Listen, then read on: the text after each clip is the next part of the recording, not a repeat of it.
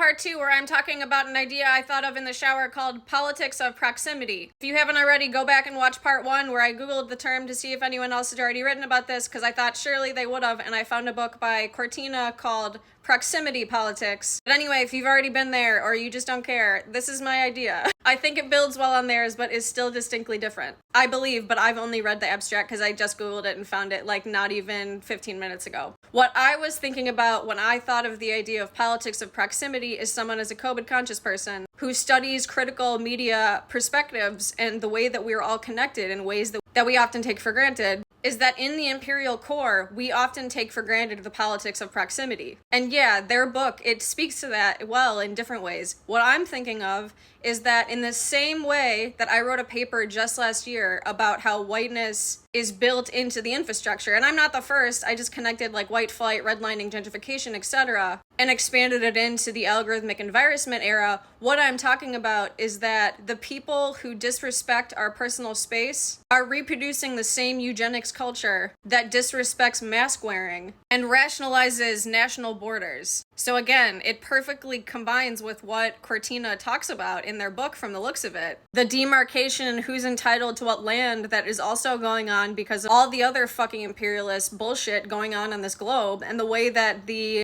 false notion of landowning and who is entitled to what space ultimately changes and is influenced by eugenics. Meaning it's completely unsurprising, if you think about it ecologically, critically, and the way that medias function, that within an era where nationalism and fascism have returned, that people are disregarding the space that people should be entitled to, especially disabled people and black and brown folks who are the most dehumanized within this kind of society, as if we are entitled to no safe boundary and no safe haven whatsoever. And in fact, the two-party system will frame us inherently as selfish and acting entitled to want a safe and caring society when we ask for completely justifiable health measures in this increasingly sickening, disabling, and deadly environment. And one more thing, part 3.